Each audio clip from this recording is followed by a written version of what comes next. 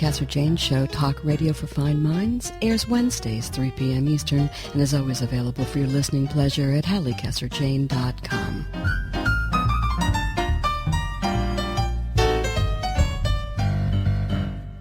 Thank you so much for being here.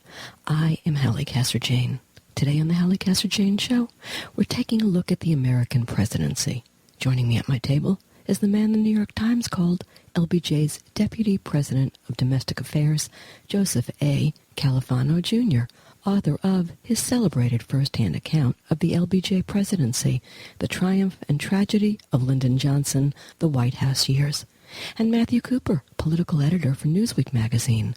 From LBJ to HRC, it's politics on the Halli Casser-Jayne Show. But before we begin, a brief message from our sponsors.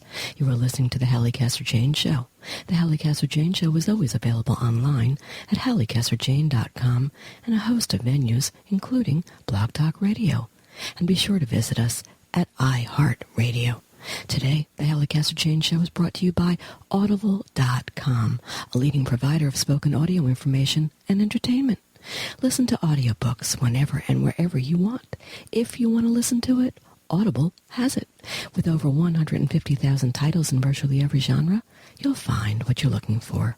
Get a free audiobook and 30-day trial by signing up at www.audibletrial.com/The Halli Casser-Jayne Show. Is someone you love living with frequent pain? Are they spending more time just sitting in a chair or lying in bed or going to the ER more often? Other than taking them to the doctor, you may not know what else to do. Treasure Coast Hospice can help in more ways than you may realize. Even if you don't think your loved one is ready for hospice care, their experts can evaluate your loved one's condition and direct you to the right resources in our community. Call Treasure Coast Hospice to learn more or visit tchospice.org.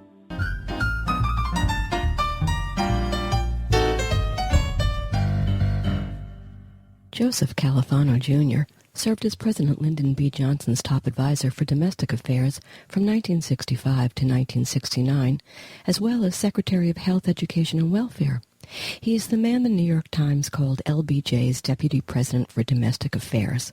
The author of more than a dozen books, Mr. Califano is out with a new edition of his personal memoir, a no-holds-barred account with an intimate portrait of a president of towering ambition at work, the triumph and tragedy of Lyndon Johnson, the White House years. In it, Califano illuminates President Johnson's enduring legacy, how his Great Society laws to this day touch every American and still dominate our political controversies, and what today's and future politicians and presidents can learn from his presidency. Let's talk. A president who made Washington work. Now, there is a novel idea.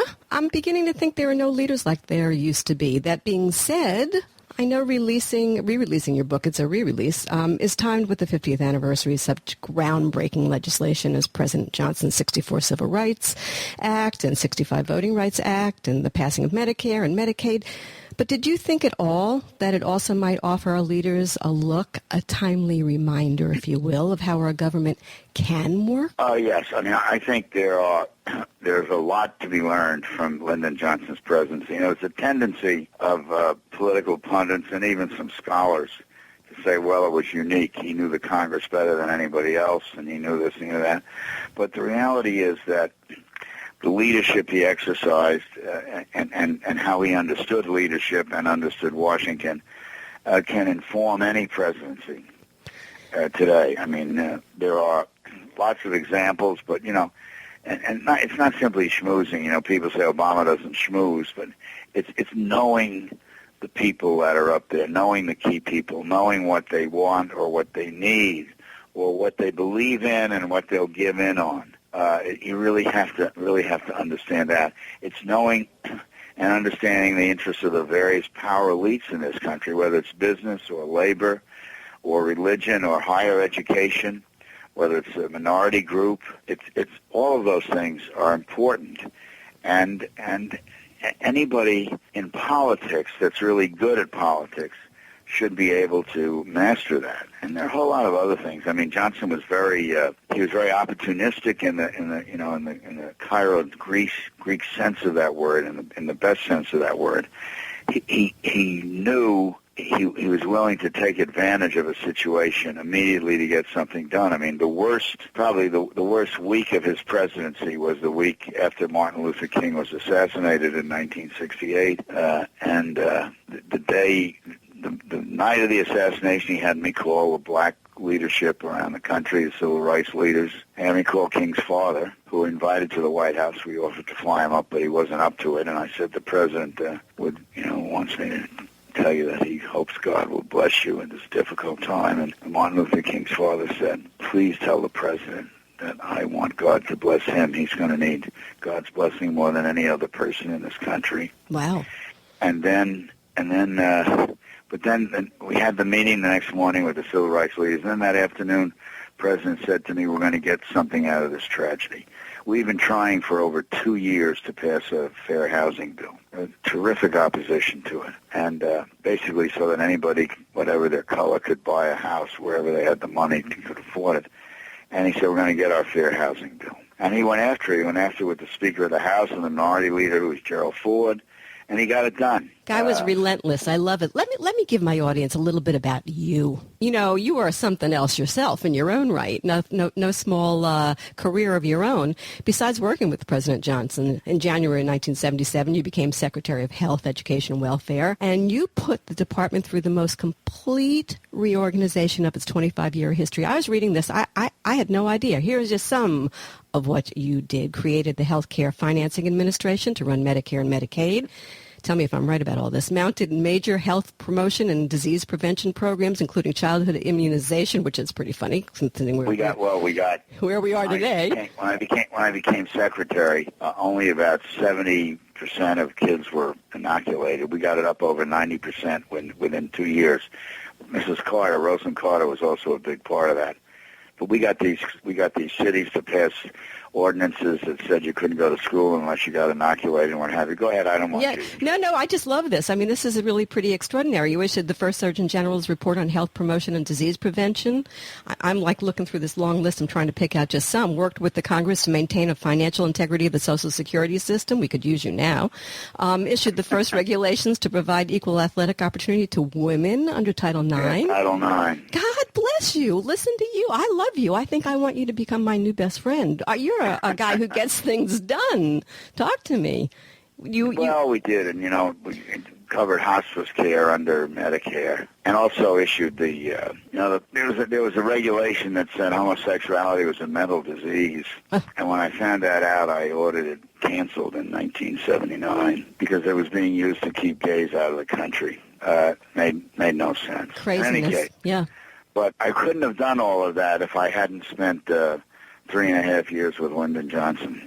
So how did you get to Johnson? How did you guys hook up? I was working in the Pentagon. I was Bob McNamara's top assistant, and I worked a lot with the White House staff, and I was offered a job to be one of his assistants, and then McNamara said, no, what you're doing here is more important unless he would take you as the national security advisor, or if he would create a domestic policy advisor and pull the domestic side together, the legislative programs and the domestic problems and economic policy. And so I said no. And then about 4 or 5 months later, the president called McNamara and said, I'm ready to create a domestic policy advisor, and he wanted me. Wow.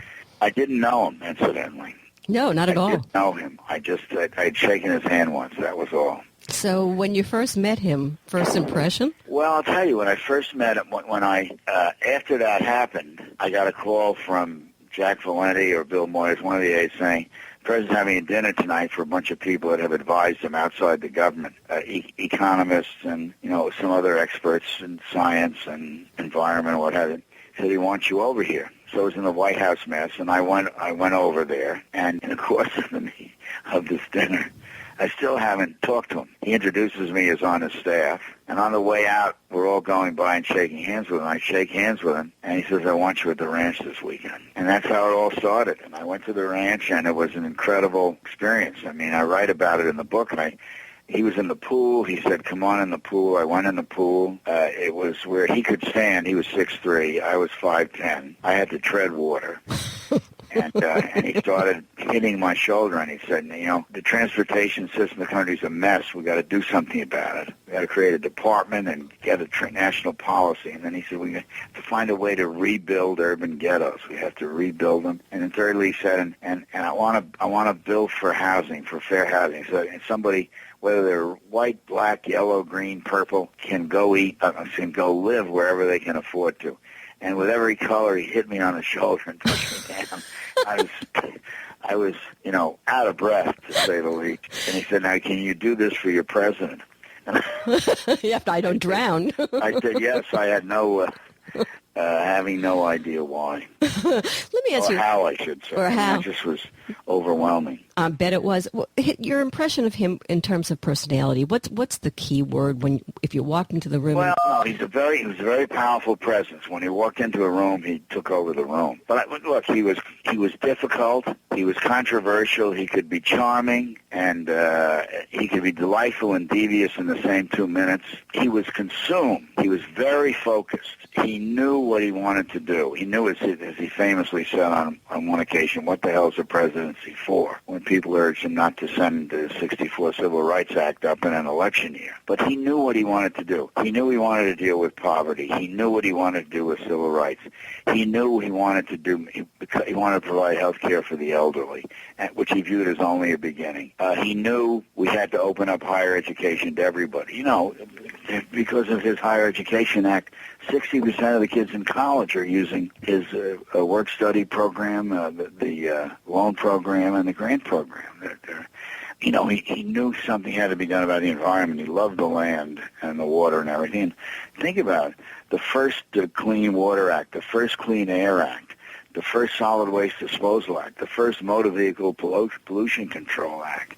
And he had a wonderful sense of humor and sort of a needle about things. When we were trying to get the motor vehicle pollution control law passed, we had terrific opposition from the auto industry. And Johnson at one point said to me, he said, if we could make those auto executives in Detroit and their wives drive around Detroit in the summer with no air conditioning in their cars, we damn well get this. They damn well solve this problem.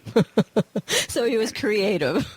Well, sure. And he used to say, we get resistance on the poverty program from the bankers in the Northeast.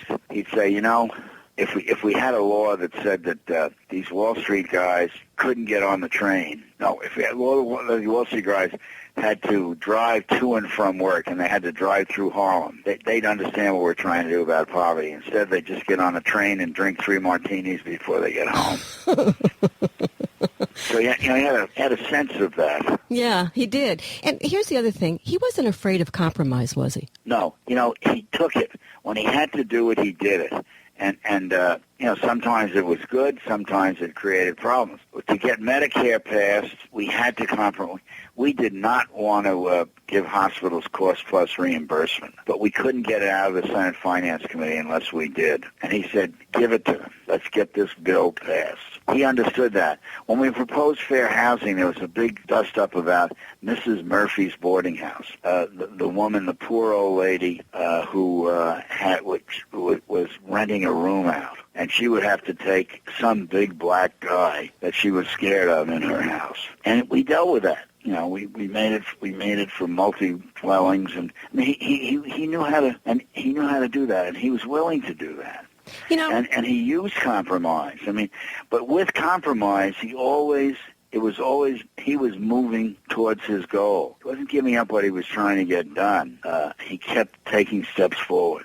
I had this thought about him. Tell me what you think about this. He was the big Texan with the big ears. He had a big love with Lady Bird, which was phenomenal to watch the two of them. Whether they were in love or not, they just played it so wonderfully, so who cares? I mean, it was wonderful to watch. And he was a man of big, bold ideas. But was he also a micromanager? Well, he wasn't a micromanager in the sense that on the big pieces of legislation, he would get the main point, and then he would let me put a lot of flesh on it. And I'd check on things that he wanted to, where I wanted to make sure he was aboard, or I thought we might be veering a little bit off from what he wanted. But he didn't get down to the nuts and bolts of legislation. But in terms of do we have the vote? Have you talked to enough committee members to know we can get this bill out of committee? And that kind of thing, very much so. And secondly, in fact, there's a picture in the book of a meeting of the House and Senate leadership, and Barry O'Brien and I are at one end of the table, and there's a big board behind us of bills, when introduced, when in committee, when out of committee, when on the floor, when past the House, when past the Senate, when back, when enacted. But and he had and in that sense, and then when he wanted to get something done, he knew things so well. For example, when the '64 Act required desegregation, it required desegregation of the schools, and that he was determined that we get these schools desegregated, and they produced plans for that. And he had me calling he had me giving him a weekly report on the schools. He had, which, desegregated, not what stage is it in, are there negotiations, and he wanted to make sure every school in Texas was desegregated, and he got involved personally in that. So he's a detail kind of guy. That kind of, well, he knew that passing a law was the first step, and you had to execute the law. You really had to get into it. And on the Voting Rights Act, as we were driving back from the Congress the day he signed the Voting Rights Act, he said, I want lawsuits filed by the Justice Department next week to void as unconstitutional the poll taxes and literacy tests and other things. And then he said, I want you to get federal examiners, which the law authorized in these deep southern states, so we start getting people registered to vote, get Negroes registered to vote. And I said, well, we really don't have examiners. We just passed this law. He said, we have federal employees in every state, don't we? I said, yes. He said, well, you make some of them examiners. And he said, I want most of the counties covered next week. I mean, that kind of stuff. Right. But he knew that you had to do that. Right. Most presidents don't fully appreciate. They have to drive. Giving an order doesn't mean the order will be carried out. So fascinating. The Great Society, he coined that phrase? Is that true? He coined that phrase before I was associated with him. He coined that phrase at the University of Michigan in May of 1964 in the speech he gave there. He said, it's not how much wealth we accumulate, but how we use it. And it was quite a moving speech. Yeah, everybody should read that speech. I want to talk to you about Martin Luther King's civil rights in the context of the film Selma. All right? Okay. I just saw it, and I want to share with you my perspective on it. I tell you what, I wasn't old enough to be, totally aware what was going on. I was still a little bit too young, but I, over the years, learned my thing.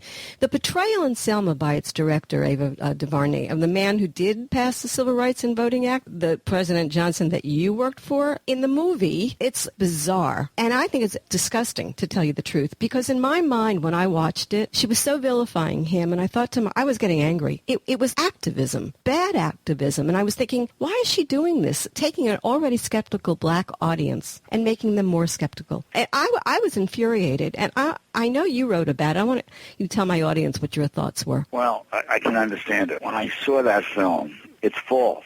First of all, about Lyndon Johnson, the film is false.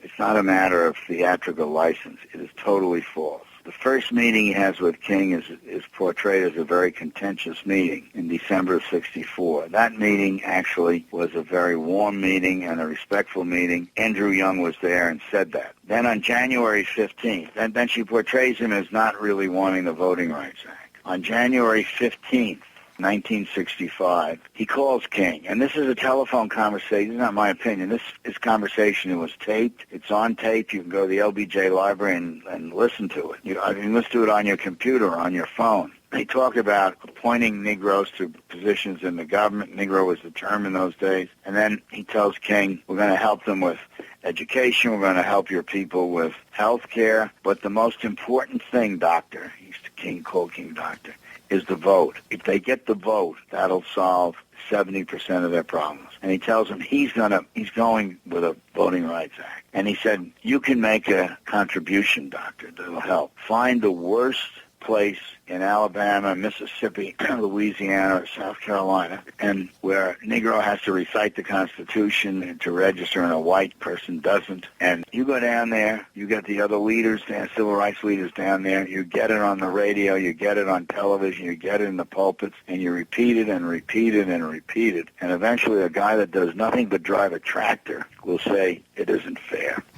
It isn't fair. Right. And that'll help me push through what I intend to shove through Congress up here. The Selma March, there was one march that was aborted, and then there was a march in which there was a lot of violence, and John Lewis had his head banged in, and a white minister from Boston was killed. And Johnson summons Wallace to the White House. Wallace was the Alabama governor. Says, you have to let these people vote. And Wallace says, I don't have anything to do with the voting. And Johnson says, don't BS me, George.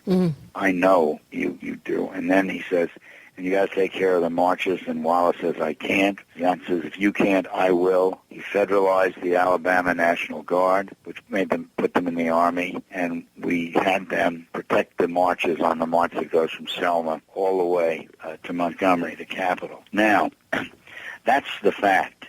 That's not the portrayal. And Johnson never tried to demean King. And the movie has this indication. One, there's a scene in which the FBI director stands in front of the President of the United States and says, we can take care of this guy permanently or temporarily. I mean, permanently. Killing him. That's what he's talking about. Unbelievable that any president, and certainly not Lyndon Johnson, would sit there, or that a director would say that.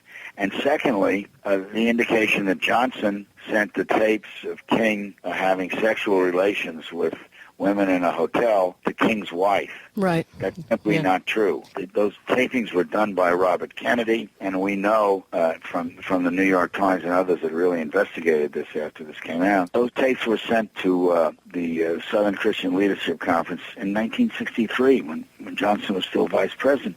It just, to me, the story was dramatic enough.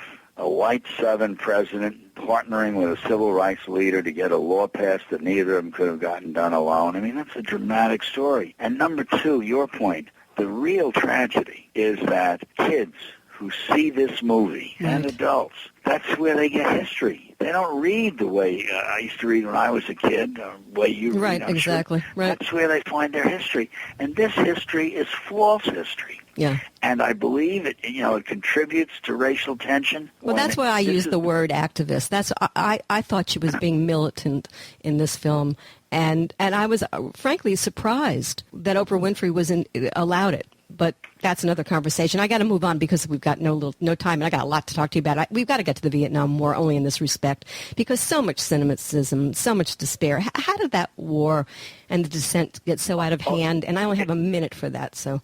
Okay, it's a tragedy, and that's the tragedy. The book is The Triumph and Tragedy of Lyndon Johnson, and the war is the tragedy. It was an awful, frightful war.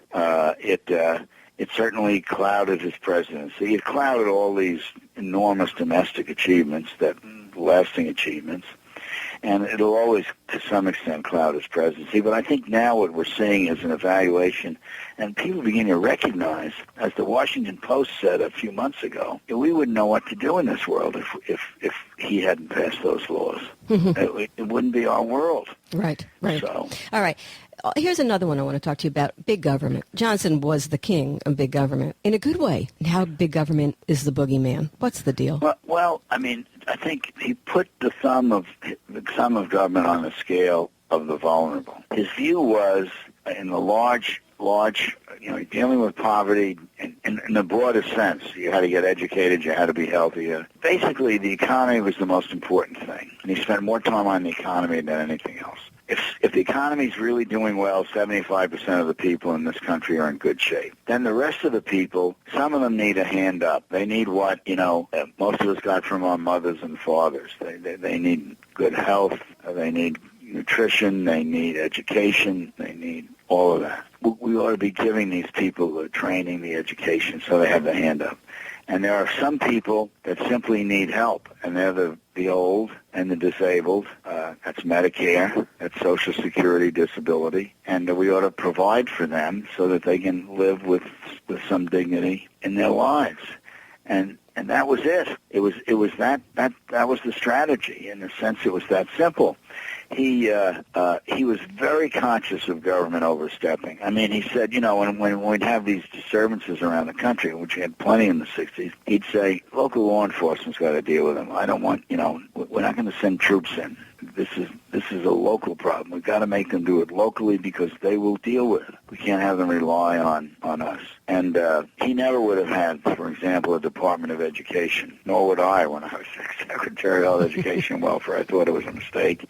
And we're seeing now how the federal government is getting too deeply intrusive. education. But it seems to me that the difference between men like him and what we've got going on now is a moral compass. Politics have usurped morality. No? Yes? Well, he had a moral compass. There's Exactly. no question about that. Yeah. But also money has become such a big factor today. Right. I mean, you look at what's going on right now in America, and all the candidates are running around trying to make money, trying to get money. Right. We pledge our allegiance not to the flag, but to Citizens United these days. It's really rather sad. A couple of other things that he did that most people probably don't associate with him: National Endowment for the Arts, Freedom of Information. Think about the National Endowment. Public broadcasting. Yeah, right. I mean, wow, right? Well, incredible. I mean, over the years, that National Endowment has started or funded and helped 1,800 theater companies, over 750 symphony orchestras and chamber groups, over 400 dance companies, 140 opera companies. I mean, just incredible. The Freedom of Information Act, which gives reporters the opportunity to get in there and get documents that people in government would rather they not have. And I make one other point to close this. Johnson was president when America was morphing. The corner grocers and the local pharmacists and the local banks and the small retailers were morphing into the supermarkets, the national drug chains, the banks, national banks, and the national retailers. And there were a host of consumer bills that he proposed and got enacted. He used to say the housewife is at a terrible disadvantage when she walks into a supermarket looking at packages that are designed very cleverly, or the veteran when he's trying to buy a car or a house can't really, and has to borrow money, is no match for the lawyers that are drafting these papers. And so, truth in packaging, truth in lending, wholesome meat and poultry and fish, the National Product Safety Commission, all of that, highway safety, auto safety, the National Transportation Safety Board, all of that came out of those years, and very important for the protection of our people. Bottom line, all that good work that he did for the disenfranchised, Vietnam defeated him, and he elected not to run for the second term and died only 4 years after leaving the White House.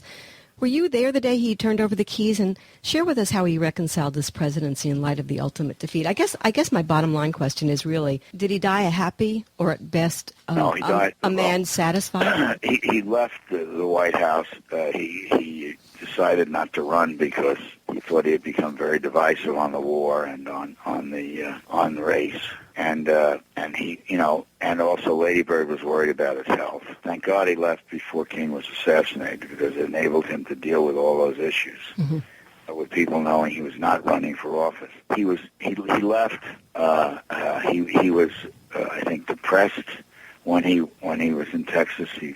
He felt he would never get recognition for what he'd done for the country. I think he had, who knows, I think he had all kinds of second thoughts about the war. Though every advisor he had, except George Ball, the Undersecretary of State, and Clark Clifford, who was a private attorney, every other advisor wanted to do even more war than he did. But he didn't leave happy. And, the last thing he did before he died, the last event, was the release of the Civil Rights Papers a couple of weeks before. And as he went up 2 steps to take the microphone, he had to pop a nitroglycerin pill for the pain in his heart. He got up and he said, he never liked the word never. And his job and the job of this country was to make never now for people that needed help. And that was it. I've been speaking with Joseph Califano Jr., author of an extremely important and eminently readable book, The Triumph and Tragedy of Lyndon Johnson,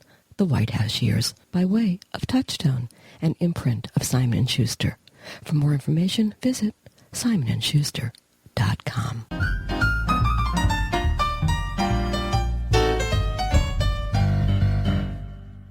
Journalist and veteran White House correspondent Matthew Cooper is known for his in-depth reporting and analysis from Washington. Mr. Cooper has worked for some of America's most prestigious magazines, including Time, The New Republic, National Journal, and U.S. News and World Report. He wrote for Newsweek in the 1990s and rejoined the relaunched magazine in 2014. Cooper has also earned national attention during the CIA leak case, when he was held in contempt of court and threatened with imprisonment for his refusal to name his sources and to testify before the grand jury regarding the Valerie Plame CIA leak investigation, a case that went all the way to the Supreme Court.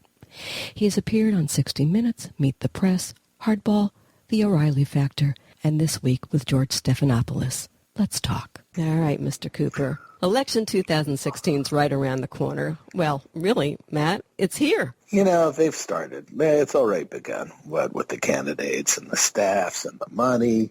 We're into it already. We are into it. Jeb Bush has formally announced his candidacy, and on the Republican side, there are a whole lot of wannabes vying for attention. Before we get into the thick of it, tell me this. Tell me how the political landscape has changed since Barack Obama first ran for president, because it has changed. Yeah, well, a couple of things. I mean, one is, and it's not really a shock, there's just a lot more money. I mean, there's always been a lot of money in politics. It's grown exponentially in recent years, but, you know, we've had Supreme Court decisions and other things that have really accelerated the importance of money, how much can be raised, all the shadowy groups that can raise it. So money is a huge difference. And then, look, you know, I think the Republicans smell some blood in the water.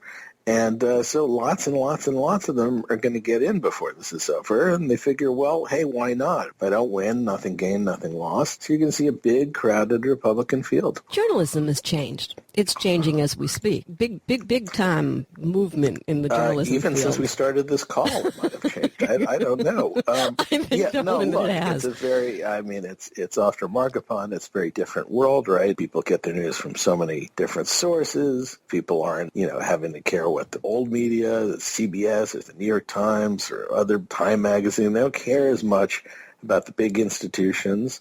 But at the same time, I think everybody's trying to find their way in a media landscape where it's not clear what sells, what's popular, what works. It's as if what we've got is a whole lot of opinionators out there, seasoned, in-depth reporting like Matt Cooper does and is known for.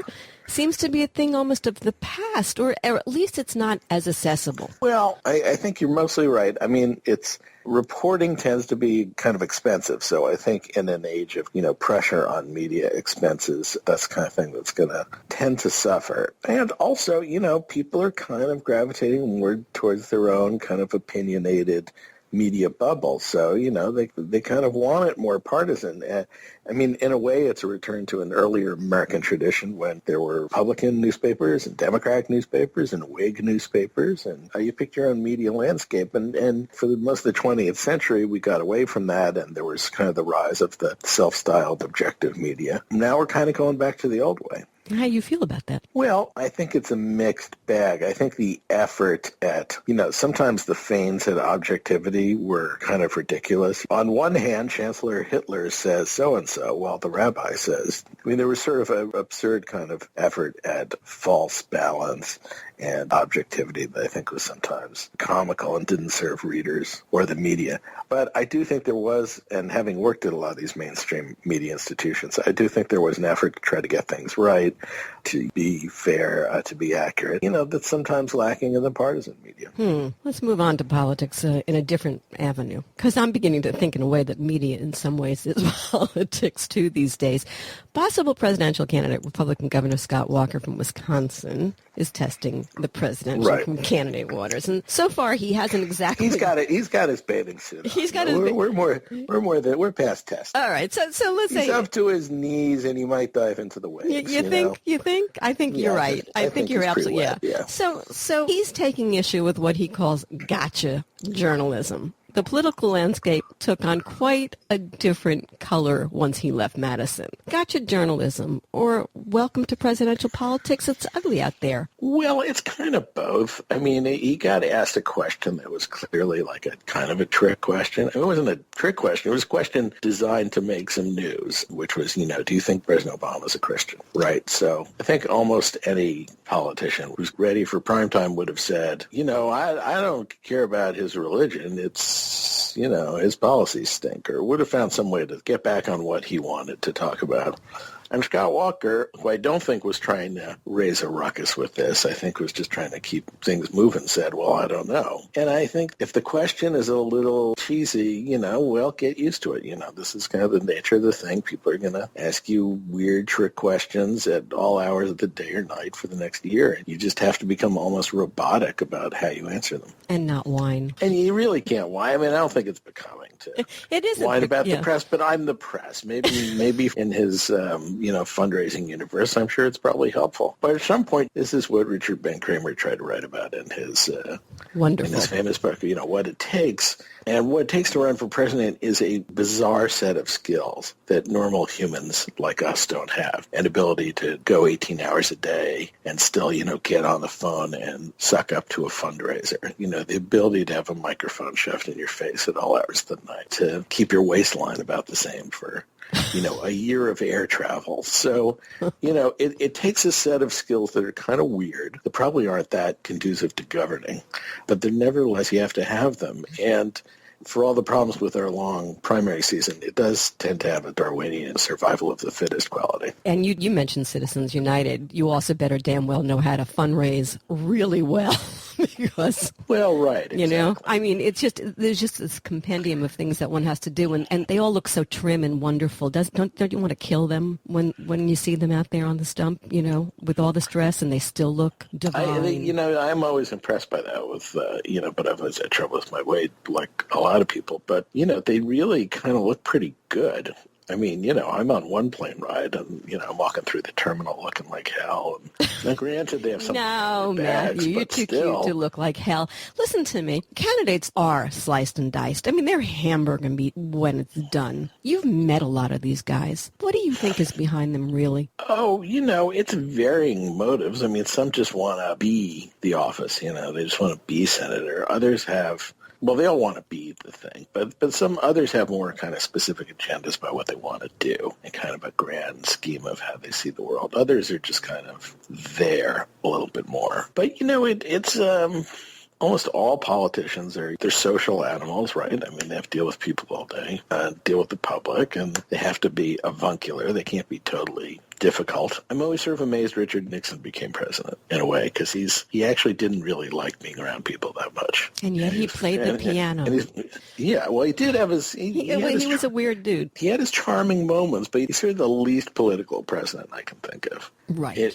Political in the sense of having those social skills you need. So, Matt, let's talk about my favorite person in the whole wide world, Barack Obama. Yes, I know. I knew you'd want to get to your fan portion of the show. In your opinion, has he turned out to be the president you thought he would be, measured against the candidate Barack Obama, honestly? As if you would tell me something dishonest. Oh, I'd be dishonest. No. No, you wouldn't. Well, I always thought it was going to be hard for him to live up to the hype, right? There would almost inevitably be a kind of disappointment that followed. There was so much excitement about first African-American president, but also about his kind of hyped abilities to bring people together. I mean, some of it was based on fact. He did a fair amount of that in the Illinois legislature and at the Harvard Law Review. And, he did have a certain finesse and charm about bringing people together. It wasn't all manufactured, but it could never live up to the hype. And so I can't say I'm totally surprised that he's had a rough time, that he's hemorrhaged Democratic seats in Congress. And it's been difficult for him. Is it him? Do you think there's racism? What do you think it is that, or, I speak to a lot of you guys in the biz. A lot of people say to me, this guy, he doesn't like people. He doesn't do it well with people. Is that the thing? Well, I think his standoffishness, which I think is a real thing, I don't think it was really determinative. I think he faced a very tough Republican opposition that was not going to give him an inch on anything, just as they didn't Bill Clinton. I was going to say. First few years. Yeah. I mean, Clinton didn't get they all stood against him on his initial tax plans and other stuff. I mean, later in his presidency, he got some stuff, Republican votes on things, but for the most part, they stuck it to him. And of course, there was impeachment, which is the ultimate sticking it to him. And I think Obama faced a very, very united, tough, concerted Republican opposition. And I think that was hard for him. Look, coming out of the financial crisis, really, I think there would be a malaise in the country no matter what. I think people were feeling shell-shocked and beaten up. and angry, and I think he's part of that. And I think the gap between what he hyped and what he was able to deliver was pretty big. And finally, I think you can look at other things. Did he have to do healthcare first? Did he have to do healthcare this way? Right. Those are right. Those are questions worth answering. On the other hand, I would say the thing I'm most surprised about is the basic continuity of Bush-Cheney policies on terror. I wouldn't have guessed that Gitmo would still be open, that the drone war would have accelerated to this degree. And yet, even with saying that, on other avenues, he's been completely different in terms of foreign policy. He's gonna, whoever writes the first bio of this guy after he gets out of office, have a fun time. Yeah, there are a lot of opposites with this guy. I think. Yeah, absolutely. I think the thing is when you get to the White House and if you haven't been vice president or secretary of state or something, you're shocked. And the defense guys tell you, hey, I don't care what you said in the campaign. We got to do this. We're not pulling out of Iraq anytime soon, or we're doing this, or you can't do this. Then it's harder to blow them off than is your HHS secretary. Right. Right. So imagine how scary it really must be out there. He's definitely had some big foreign policy missteps, to say the least. I think I have a sense of where you're coming from. Yes. Yeah. But, I don't want to be completely down on the guy because I'm not. Right. I have one particular issue with him, as you know. And other than that, I think all things considered in the climate that he's in politically, in this crazy political world that we live in, God bless anybody who comes into this office, which is something I want to talk about in a second. But I want to talk to you about this. He changed the landscape also in the way that they did that 2008 campaign. That's going to change the way 2016 is handled by the candidates. Yeah, I think they were like the product leader in any industry, whether it's like, auto safety or, light beers or anything. They got there first in a way ahead of their competition, but now the competition's there too, which was to use, a lot of big data, right? Really was sort of find the synapse between data and advertising and activism, and to link those things together in a way that traditional campaigns had not done, right? It was kind of the first, real campaign of the social media era in a lot of ways. And so it's, they obviously did a great job of that stuff, but now everybody's kind of doing it. You wouldn't say one party had an advantage in this area. Except anymore. He's got the list. He's got the list. Is he giving it to Hillary? Well, I assume so. I don't know the answer to that. There are other ways to get lists too. It's not just right. It's not just one thing in the vault. That's a cagey question because here's where I really wanted to go, and I am interrupting you. I know. No. We're both from New Jersey. We're used to being interrupted. We're the Chris Christie types. But here's what I was going to say on that. Just that, in terms of Hillary lists, is he with her? Is he going to sabotage her? What's the deal? I'm guessing here. I guess. No, look, if Biden got into it, and I wouldn't say that's impossible. He doesn't have a chance. I don't see it, no, but, I think he would. The ego would get him in, yeah. But I think there'd be a lot of she's so phony, he's so candid, he's so spontaneous, she's so calculating. I think the press would obviously love it because it would be a serious challenger, but also they would like that narrative, and I think a lot of Democrats would. So, okay, but let's assume that doesn't happen. It's just Hillary and maybe one easily ignored competitor.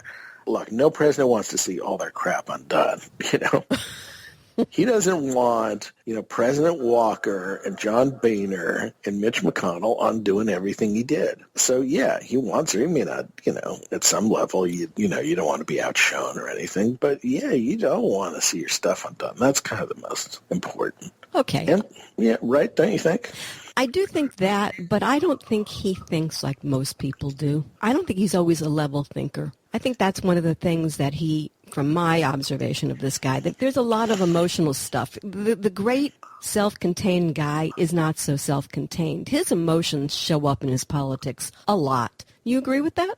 His game with Bibi, how he's dealt with his recent friend who's no longer Secretary of Defense. Right. This guy has feelings. Baby feelings, if you will. No, I think there's something to that. I think he's actually... I said I would behave. We should save this for another show. I think he has a lot of traits in common with W that people have overlooked. Interesting. Let's do that show. I like that. I think they're more, they seem totally different, but in some weird ways they're alike. Yeah. But we'll save that. We'll just tantalize people. Yeah, exactly. I like that, though. That's good. That's certainly worth pursuing. Here's something else I want to go down the road with you, and that's on the great divide between the parties. Every candidate comes in and they say, I'm going to heal Washington. I'm the one. This is it. And, of course, you and I know things have only gotten worse. And for the sake of the conversation that we're having right now on election 2016, I want to ask you what you think is how this is going to play out in 2016. Is it going to be even uglier than previous campaigns, in your opinion? I'd guess about the same. I don't know if there's a dramatic. Yeah, it's probably worse, right? I mean, Hillary, right? They can just work over everything you can with Hillary. They're working her over now, and she's not even legally in. But we're going to talk about that in a second, too. Look, the parties in Congress are as divided as they've ever been. 20, 30 years ago, there were plenty of conservative Democrats and more liberal Republicans, and that's kind of where the action was. And, now never the twain shall meet, right? The parties are really their most ideological. And you have a lot of things that encourage them to be that way. Big money groups, divided primaries. The whole culture kind of encourages them to be more bad than good. More bad. Yeah.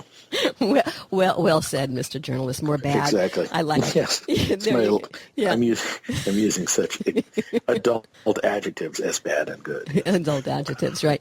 Listen to me. I got to keep moving on, and I don't want to. But here's something that I wanted to go down the road with you on that, and that is that in these polarized times, you think there's anyone that can get us to look beyond the disagreements, beyond the contrivances of the candidates, or are people these days just too ideological? And I guess where I want to go with that is there such a thing as a statesman or stateswoman out there, or is this just turned into politics, is now business? Well, I think the way kind of Washington is now is kind of institutionally set up for bad behavior and ideological divides. So it's worse in Washington than everywhere else, right? If you go to a city, cities have their political divides, but generally the business groups want to get the roads fixed, and the mayor wants this, and they struggle, but they kind of get stuff done. It all happens. And the same as, it gets less true as you go up the ladder, but at least through your state capitals, things kind of happen. It's only in Washington where things get really bad, and that's, I think, a function of a lot of different things. And I don't know if there's like a new statesman who can show up and fix it. I think it's more you have to amend the institutions, and then you'll get the people you want. The gerrymandering. Does that make sense? Well, you're talking gerrymandering and things like that, where the districts are money, and money, money. Well, those are, you see that it's cleaning up. I don't ever think that's going to clean up. Not in our lifetime. No, you don't get totally cleaned up, but you can get it a little better. I'll tell you one thing. It's like the filibuster in the Senate. Oh my God! It used to be used sparingly, and it was now it's a toy. Yeah, now it's just used all the time, and so sort of a line's been crossed. And I think if you put that back in the jar and things like that, you can start to fix things. Here's another one I want to go down. If you ask me, there are no new ideas. It's Groundhog Day on Capitol Hill. We've been going around the same arguments for as long as I can remember, and I'm wondering about that. Is this country just lacking in creativity? I think you're onto something there. I think it's the same arguments, and, the problem is you have a lot of people with their own facts. So it's very hard to have a debate on climate change if there's not an agreement between the parties on whether it's happening and what's causing it. They even switch sides. It depends what's in and what's out. It doesn't matter. It's just the same darn thing over and over and over again. And I'm wondering whether they're just like rats on a wheel over and over, round and round and round. Yeah. No, I think you're right. I don't think this is a great period of new policy ideas and of, policy creativity like you had at other stages, in the 20th century. No, I think you're right. This is particularly sort of kind of each side's kind of in its corner, and they're saying the same thing over and over again. All right, let's get down to specifics. Let's get down to Republicans. Let's get down to Jeb Bush or a Huckabee or a Paul or a Ben Carson showing up high in the numbers, and of course this little boy from Wisconsin. Talk to me. Right. Who comes out ahead here? Well, if the past is prologue, right, there's usually kind of a more establishment-y guy, often someone who's run before, but not always, who's kind of the front runner, and they fumble a bit at the hands of a, more conservative insurgent, but eventually they kind of sweat it out, and they become the nominee. This is the story of McCain in 2008 or Romney. And the question is whether that's going to prevail in this really crowded atmosphere or not. And I don't know the answer to that. You have a feeling? I think there's certain issues that are particularly passionate for Republicans and really kind of stroke them in the right way. And one of them is this question of public employee unions that Scott Walker's gotten onto. And I think that is just kind of pure gold. I think Republicans may be divided about gay rights or abortion or foreign policy, other things, but that and tax cuts are like the public employees and tax cuts are like everybody can. So you think Walker could everyone can gather around the table on that. You think Walker could pull it off, huh? Sure. I think governors tend to get these things. They tend to have good stories. Anyone who came in 2010 and is running now came in at the worst time. And now has the budget's more balanced, the state looks better, the unemployment's down, right? They've got a story to tell. So yeah, I think Walker, if he's got the kind of the juice to deal with all the problems that will come his way, all the attacks and kind of requisite maturity and other things, then I certainly think he could be the nominee. Okay. Yeah. No, you're not seeing it. It's not that I'm not seeing it. You're getting all Florida prejudiced on it. No, I swear I'm not. You know what I'm getting? I think that, first of all, I think that he is one of those people who causes more problems than he fixes, i.e. them trying to impeach him. Yeah, he's just not somebody that has finesse yet. Even if you agree with him politically, he's coarse.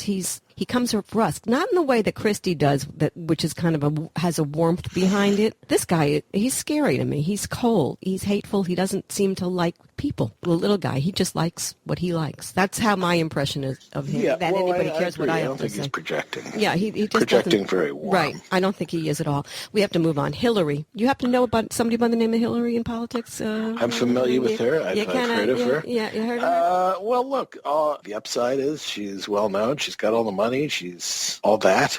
She's done everything. She's been everywhere. The downside is, look, there's this, I think there's still this sense of the Clintons are calculating, we're tired of them, too much fatigue, maybe even a little bit, what did she really do at State Department? I think it'll be very interesting to see if she gets any kind of real challenger.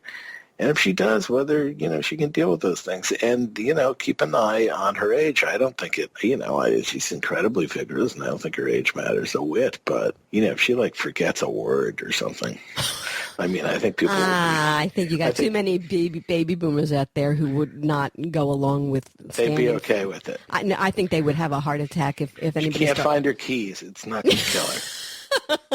Not only do I not think it's going to kill her, I think it'll open up a conversation about ageism just the same way that Barack being biracial opened up a black conversation, not to mention the fact that she's a woman. I want to ask you two things about her. One is this, and that is the fact she's hanging out there. Hillary, where art thou, Hillary? And she's smart to do that. The Republicans are having a field day. Boy, that flack is just coming in over one thing after the other, campaign, the Clintons taking money from, foreign people and God knows what else they've hit her with. They're having a field day. So you think she should just declare? No. I actually think she's in a way smart. Not that my opinion counts like yours does, but here's what I think. I think, yeah, baby, let them play it. Let them play all their cards out on the table. Let it become old news and come in with good answers when you're ready. Yeah, well, I think that's good, except they're going to be on her. All she's doing is making a speech here and there. They're going to be on her. Right. Well, they're going to be on her whether she's in or she's not in, so she might as well not be in. Where does it get any different? But, they are putting their cards out on the table a little bit, don't you think? Yeah, I think there's something to that. I think this timing thing is so hard to know. If I was a Republican and I was getting in the race, I'd wait, right? I'd let everybody just get – I'd take a gamble that money doesn't matter as much, that getting in late and looking fresh is going to look better than, trying to duke it out right now. Right. That's what I would do if I was Senator Cooper. I would take it out as far as I possibly could. Yeah, I would show up at the last Absolutely minute. last second, right. none of you are answering the real problems of our country. That's why I'm here in Iowa this weekend. What about this flack that's coming in from her own left, the Elizabeth Warren and Bernie Sanders? Well, look, I think there's been there was always a little simmering left disappointment with the Clintons, right, back from the 92 campaign and the presidency over welfare reform. And I think in the years since, there's been a kind of, he didn't really do that much for progressives. And that's kind of been out there for a long time. And I think Elizabeth Warren has kind of galvanized that. No, she's not running. She's not going to run. No. But, people like to project their fantasies. And also they're hoping they'll push Hillary to the left. Yeah, and look, Hillary will...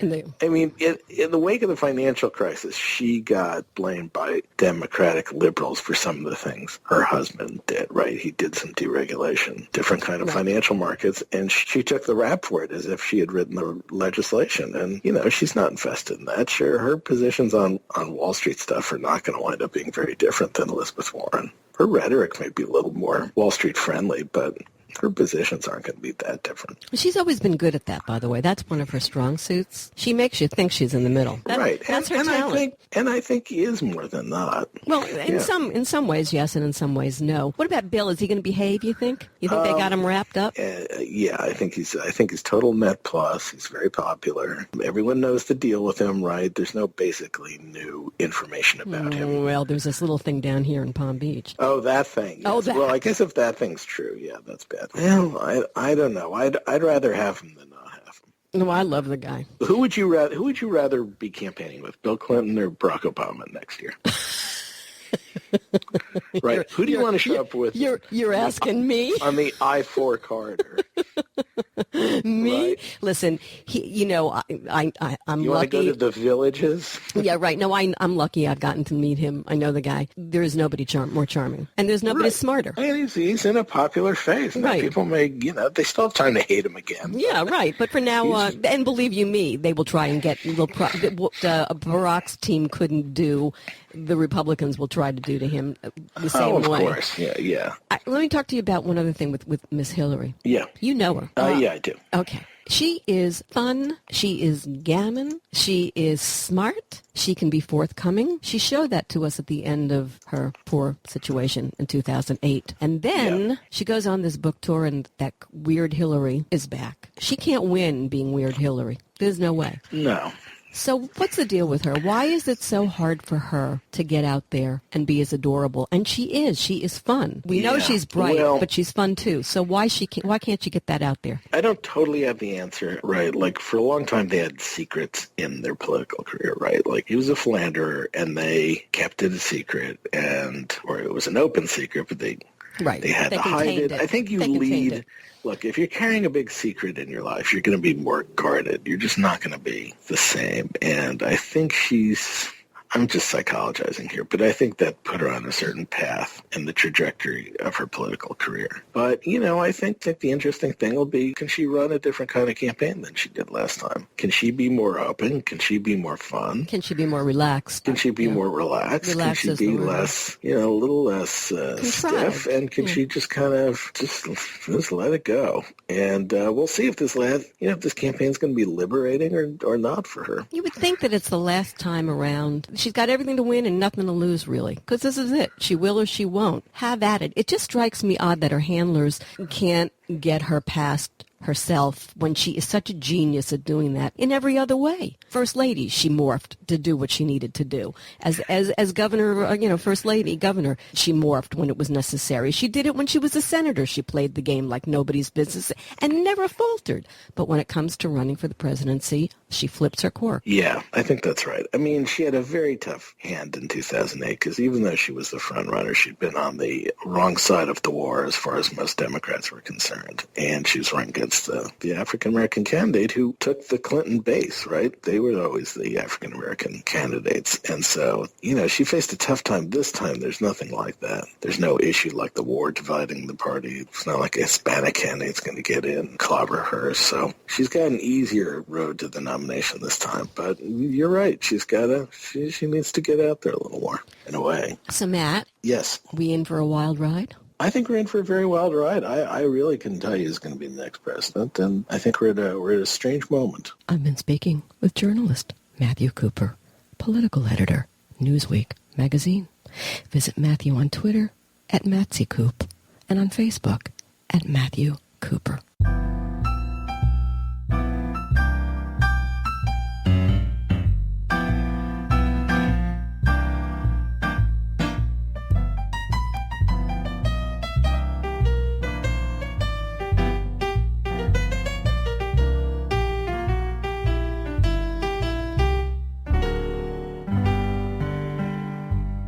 Before I go, I want to remind everyone that podcasts of current and past shows are always available to listen to free on iTunes under The Halli Casser-Jayne Show. The Halli Casser-Jayne Show is also available for download via Spreaker.com, Stitcher.com, BlogTalkRadio.com, and a host of other venues. Google The Halli Casser-Jayne Show, and you will find us. Of course, podcasts of our shows, both past and present, are always posted for your listening pleasure at HalliCasser-Jayne.com, which I hope you'll visit often for the latest information on our upcoming segments. Oh, and while you're at HalliCasser-Jayne.com, don't forget to visit my blog to read my latest musings. I'll be back next week, same time, 3 p.m. Eastern, for another edition of the Halli Casser-Jayne Show, talk radio for fine minds, brought to you by Audible.com. Get a free audiobook download at www.audibletrial.com/The Halli Casser-Jayne Show. Audible.com features over 100,000 titles to choose from for your iPhone, Android, Kindle, or MP3 player. Stay in touch, won't you? Remember, that's HalliCasser-Jayne.com.